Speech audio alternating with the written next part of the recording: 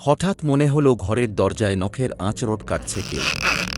কুকুর বিড়াল যেমন করে আঁচড়ট কাটে ঠিক সেরকম করে। কান সজাগ করে শব্দটা আবার শোনার চেষ্টা করলাম। স্পষ্ট শুনলাম নখ দিয়ে আঁচড়ট কাটছে কেউ। এরপর 10-15 মিনিট পেরিয়ে গেলে হঠাৎ শুনলাম নারী কণ্ঠের রিনরিনে হাসির মৃদু শব্দ। হাসির ঝংকারটা এমনই যেন একসঙ্গে মেঝেতে ভেঙে পড়ছে অনেক কাঁচের চুড়ি।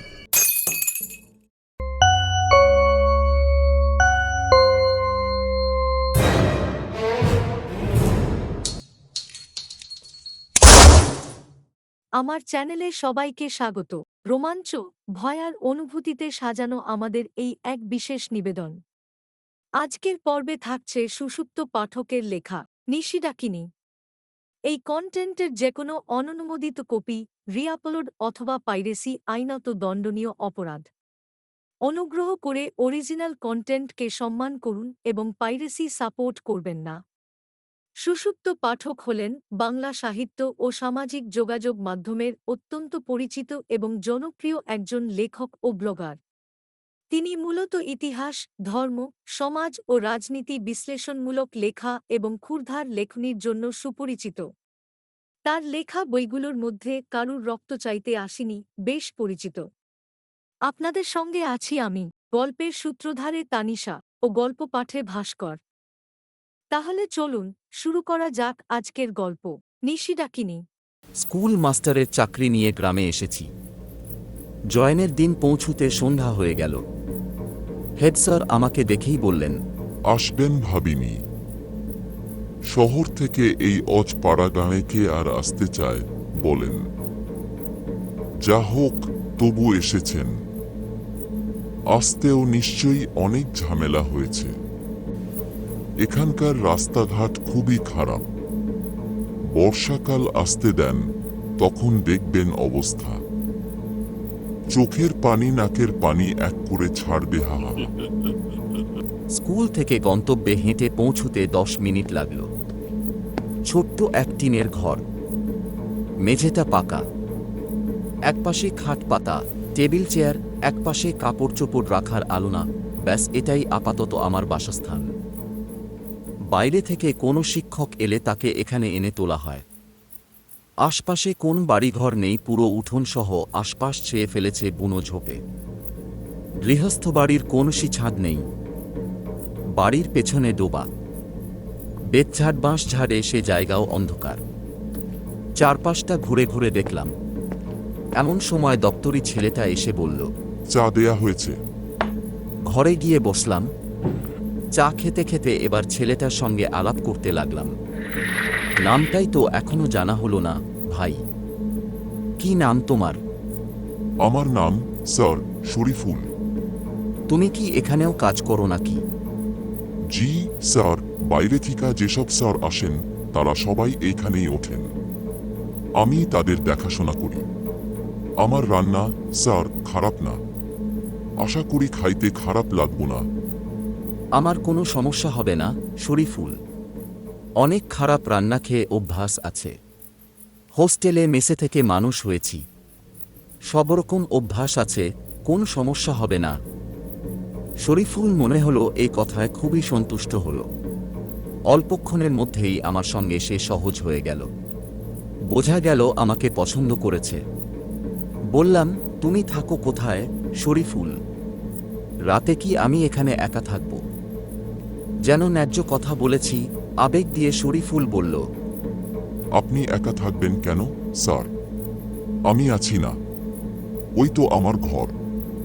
উঠোনের অন্য পাশে আমার ঘরটার প্রায় বরাবর ঝোপঝাড়ের কাছে নুয়ে পড়া এক বেডার ঘর আঙুল দিয়ে দেখাল শরীফুল। আমি রাতে ওইখানেই শুই। নিশি রাতেও স্যার, শুধু একটু শরীফুল কিয়া ডাক দিয়ে আমি ফাল দিয়া চইলা আসব। কোন চিন্তা করবেন না স্যার। খুব ভালো শরীফুল, তোমাকে পেয়ে আমার ভরসা হচ্ছে।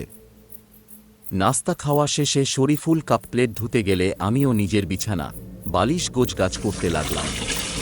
ব্যাগ খুলে ধোয়া চাদর বের করে খাটে বিছালাম। জামাকাপড় বের করে আলনাটায় রাখলাম। টুথপেস্ট ব্রাশ রেয়ার সব গুছিয়ে রাখলাম টেবিলে। এরই মধ্যে কখন পুরোপুরি রাত নেমে গেছে টেরও পাইনি। ঝিঁঝি ডাকছে বিরামহীন। আরও কি সব অচেনা শব্দ। শহুরে শব্দের বদলে এই অচেনা প্রাকৃতিক শব্দ অদ্ভুত এক নৈরাশ্য তৈরি করল মনে। মনে হলো কি স্থবির আমার জীবন। সময় যেন এখানে এসে থেমে গেছে। রাতে হেডস্যারের বাসায় নিমন্ত্রণ। আগেই বলেছেন রাতে তার বাসায় আজ খেতে। সে মতো শরীফুলকে নিয়ে হেডস্যারের বাসায় গেলাম। শরীফুল এরই মধ্যে অজ্ঞাত কোন কারণে আমাকে অন্ধের মতো ভালোবেসে ফেলেছে। সবসময় আমাকে আগলে রাখতে চাইছে। আমার সামান্য অসুবিধা যাতে না হয় সেদিকে তার কড়া নজর। হেডস্যারও বললেন শরীফুলের কথা। খুবই ভালো ছেলে। ও থাকতে আপনার কোনো সমস্যা হবে না। নিজ ভাইয়ের মতো দেখবে। তাছাড়া আমি তো আছি। আপনার কোনো অসুবিধা হলে সোজা আমাকে বলবেন। সাধ্য মতো চেষ্টা করব। আমার জন্যে চিন্তা করবেন না, তাকে বললাম। কোন সমস্যাও হবে না। তাছাড়া শরীফুল যা কেয়ারফুল ছেলে। তিনি হাহা করে হেসে বললেন, সেটা ঠিক। তবে হারামজাদার একটা বদনেশা আছে। গাঁজা খেলে সব ভুলে বসে থাকে। দেখবেন যদি গাঁজা টাজা কিছু খেতে দেখেন, লাথি মেরে হারামির মাজা ভেঙে দেবেন। শরীফুল মাথা নিচু করে লজ্জিত ভঙ্গিতে বলল, ওইসব ছাইড়া দিছি স্যার, এখন আর খাই না। ফেরার পথে শরীফুলকে বললাম, ওইসব খাও নাকি? ছিছি, ছেড়ে দাও শরীফুল। সে লজ্জায় যেন একদম মাটিতে মিশে গেল। আর শরম দিয়েন না স্যার, এখন আর খাই না। খুব ভালো তাহলে। আমি খুশি হলাম। গ্রামের পথ, দুপাশে বিশাল সব গাছ। গৃহস্থ বাড়িগুলো ঘুমিয়ে এরই মধ্যে কাদা হয়ে গেছে সবাই। রাত বোধহয় 9টার বেশি হবে না। দুধের মতো জোছনা ভাসিয়ে দিচ্ছে গ্রাম। শরীফুলের হাতে 5 ব্যাটারির টর্চ। সেটা না জেলে চাঁদের আলোতেই পথ চলছি।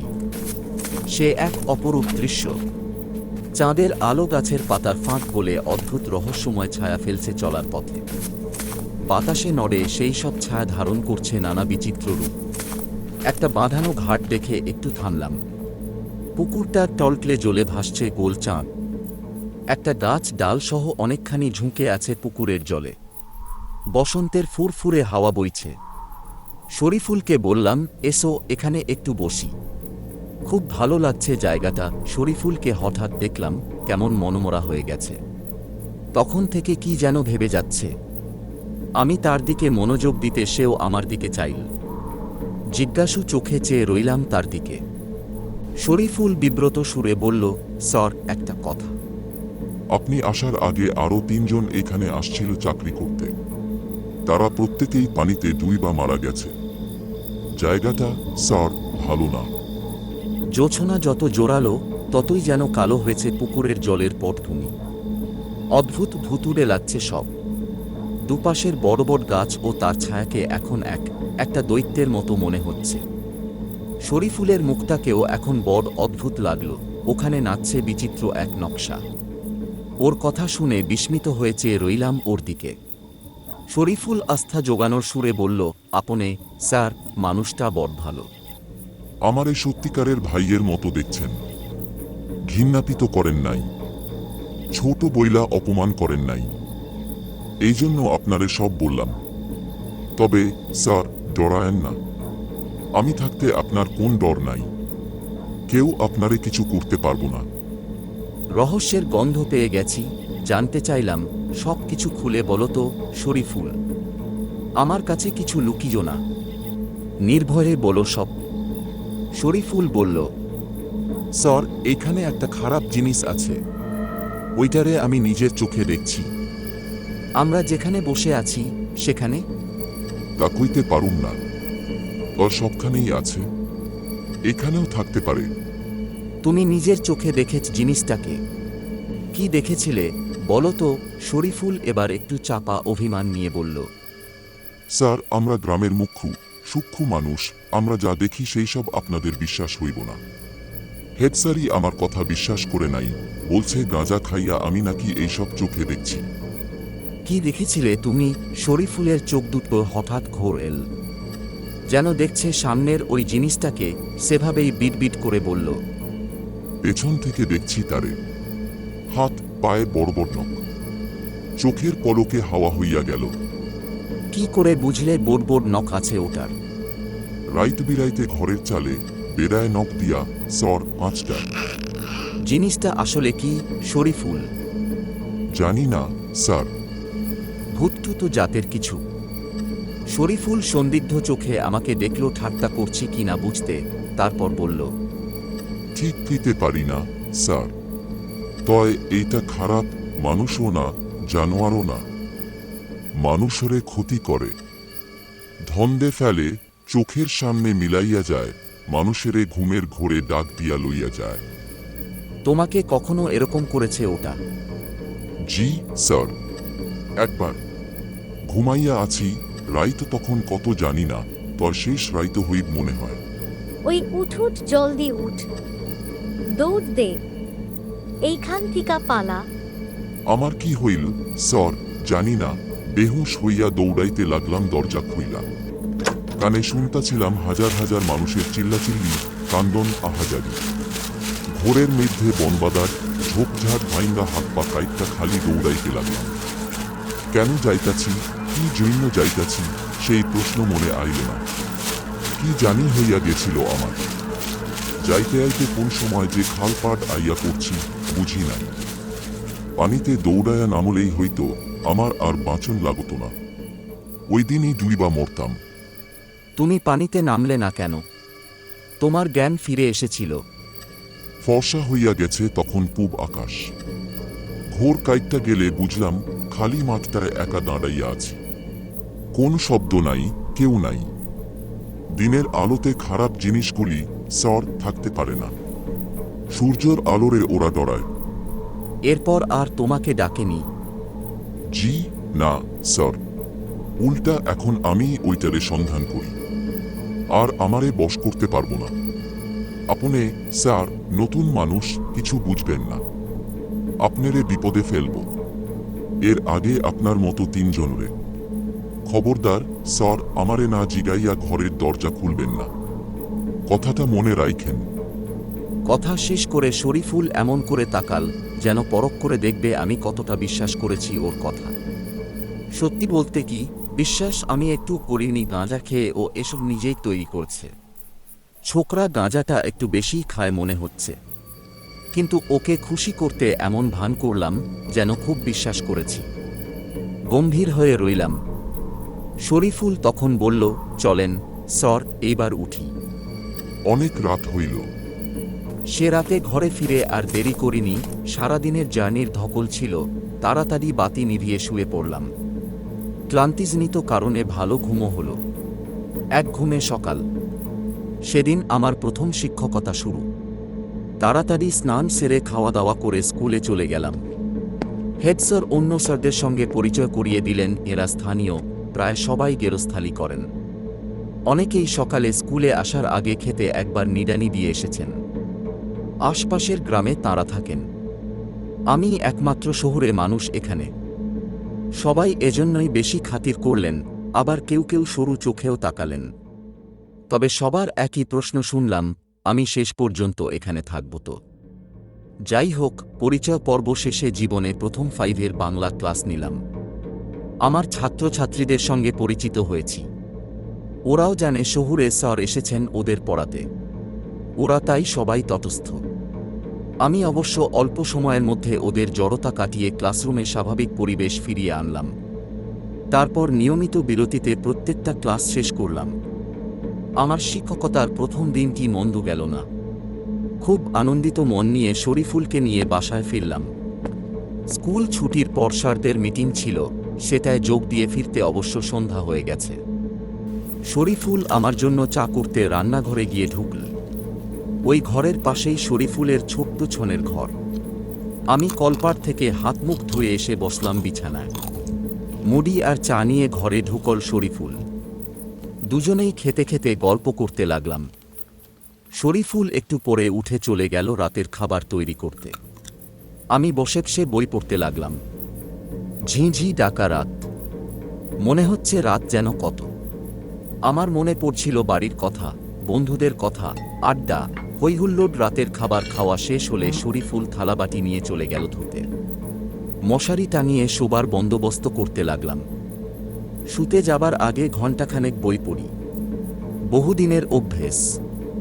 চোখটা একটু লেগে এসেছে, এমন সময় শরীফুল এসে জানতে চাইল। স্যার, দরজাটা ভালো করে দিয়ে শুয়েন। আর বাথরুমে যাইতে চাইলে একবার আমার নাম ধইরা ডাকবেন। আমার ঘুম একদম পাতলা, বিলাই হাঁটলেও জায়গা যাই। একলা একলা ঘর থেকে বাইর হইয়েন না। একটু মুচকি হেসে ঘাট কাত করে আশ্বস্ত করলাম তার কথাই রাখব, একলা ঘর থেকে বেরোব না। শরীফুলের এসব শুনে আর নিজে কথা বলে চটে গেছে ঘুমটা। শরীফুল চলে যেতে দরজা আটকে মশারির ভিতর ঢুকে ফের বইটা নিয়ে চোখের সামনে ধরলাম। পড়লাম একটানা আধ ঘন্টা। বইয়ের গল্পে মজে গেছি, খুবই ইন্টারেস্টিং মুহূর্ত এখন। হঠাৎ মনে হলো ঘরের দরজায় নখের আঁচ কাটছে কেউ। কুকুর বিড়াল যেমন করে আঁচ কাটে ঠিক সেরকম করে। কান সজাগ করে শব্দটা আবার শোনার চেষ্টা করলাম। স্পষ্ট শুনলাম নখ দিয়ে আঁচ কাটছে কেউ। এরপর 10-15 মিনিট পেরিয়ে গেলে হঠাৎ শুনলাম নারী কণ্ঠের রিনরিনে হাসির মৃদু শব্দ। হাসির ঝংকারটা এমনই যেন একসঙ্গে মেঝেতে ভেঙে পড়ছে অনেক কাঁচের চুড়ি। মৃদু থেকে স্পষ্ট হলো শব্দটা। মনে হলো গুনগুনিয়ে গানও গাইছে কেউ। আমি সিধে হয়ে বসলাম। না, একটু ভুল হয়নি, কেউ সত্যিই হাসছে। উঠে টেবিলের ওপর থেকে টর্চ নিলাম, তারপর কোনো শব্দ না তুলে আস্তে করে দরজা খুলে বেরিয়ে এলাম। আজও ধবধবে জোছনা বাইরে।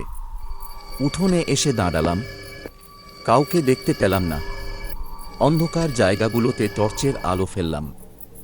অপরূপ জোছনায় চারদিক লাগছে বড়মায়াবী। ইচ্ছে হলো এখানেই বসে রাতটা কাটিয়ে দিই। শরীফুলের ঘরের সামনে গিয়ে দাঁড়ালাম। ওর ঘরের দরজাটা খোলা, ভেতরে ঘুটঘুটে অন্ধকার। দরজা না দিয়েই হয়তো ঘুমায়। শরীফুলকে একবার ডাক ভেবেও মতো পরিবর্তন করলাম। বেচারা সারাদিন খেটে খুঁটে ঘুমায়, মিছিমিছি কেন তাকে জাগাই। ঘুরে উঠোনের মাঝে ফিরেছি, তখনই অন্ধকারে বিদ্যুৎগাতিতে না হলেও বেশ দ্রুত আমার ঘরের খোলা দরজা পেরিয়ে ছুটে ঝোপে গিয়ে মিশে গেল। যেটা ওটা মানুষ না জানোয়ার ঠিক বুঝলাম না। সমস্ত শরীর জমে গেল ভয়ে ও আকস্মিকতায়। চোখ বুজে ফেললাম, যা দেখেছি তা কি সত্যি? আমার ঘর থেকে ছুটে বেরিয়ে গেল নগ্ন নারী মূর্তি। মাথায় লম্বা লম্বা একরাশ চুল, হাত 10 দূরে আমার ঘরের দরজাটা। মনে হচ্ছে এটুকু পেরোনোর ক্ষমতাও যেন এখন নেই। চারপাশের অন্ধকার ঝোপঝাড় যেন চেপে আসছে এদিকে, যেন পেছনে দাঁড়িয়ে আছে কেউ। কোনোমতে দুবার উচ্চারণ করলাম, শরীফুল। শরীফুল, কোন সাড়া শব্দ নেই। শরীফুলের পাতলা ঘুম ভাঙল না আমার ডাকে। টর্চ জেলে ঘরের দরজার দিকে তাক করলাম। ঘরের ভেতরটা উঁকি মেরে দেখলাম।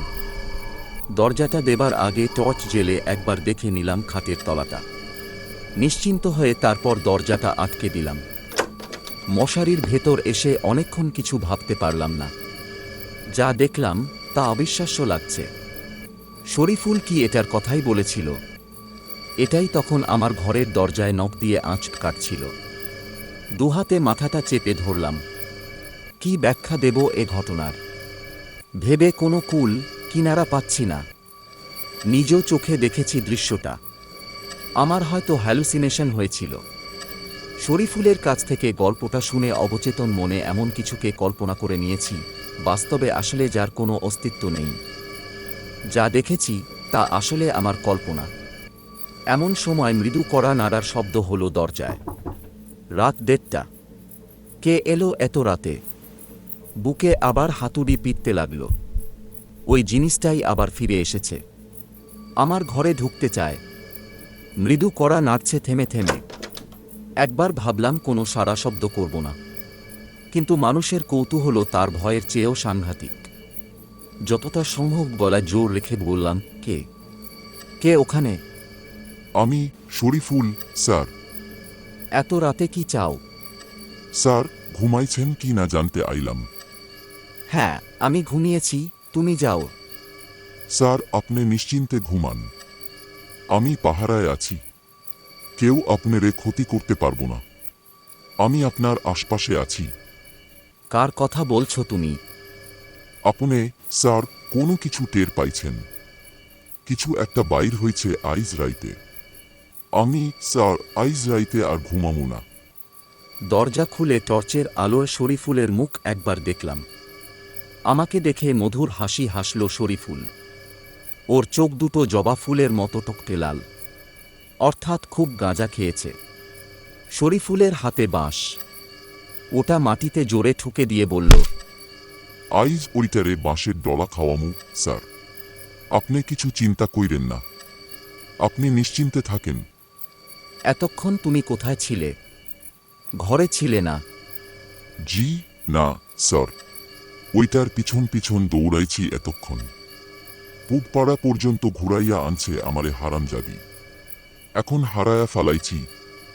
একটু কড়া গলায় বললাম, যাও এবার ঘুমাতে যাও, বাঁশটা ফেলে শুয়ে পড়ো। বলেই আর কথা না বলে দরজাটা দিয়ে বিছানায় মশারির ভেতর ঢুকলাম। বাঁশের ঠুকঠুক শব্দটা আস্তে আস্তে দূরে মিলিয়ে গেল। পুরো ব্যাপারটা এখন আমার কাছে অবাস্তব মনে হচ্ছে। একটা গাঁজাখুরি উদ্ভট গল্পে প্রভাবিত হয়েছি। নিজের ওপর রাগ হল, স্রেফ চোখের ভুল। অবচেতন মনে আসলে শরীফুলের গল্পে ভয় পেয়েছি। তারপর দরজা খুলে একা যখন বেরিয়ে আসি, সেই ভয়টা অজান্তে রূপ দেয় অতিপ্রাকৃত এক চেহারা। ঘুম আর এল না, হাজারো ভাবনা এল। মাথাটা গরম হয়ে উঠল। খুব ভালো হতো উঠে মাথায় একটু জল দিতে পারলে। সবকিছু মাথা থেকে ঝেড়ে ফেলে একটু ঘুমোতে চেষ্টা করলাম। চোখ বুজে পড়ে রইলাম। কাল সকালে স্কুল আছে, তাড়াতাড়ি উঠতে হবে। ঘুমিয়ে পড়েছি।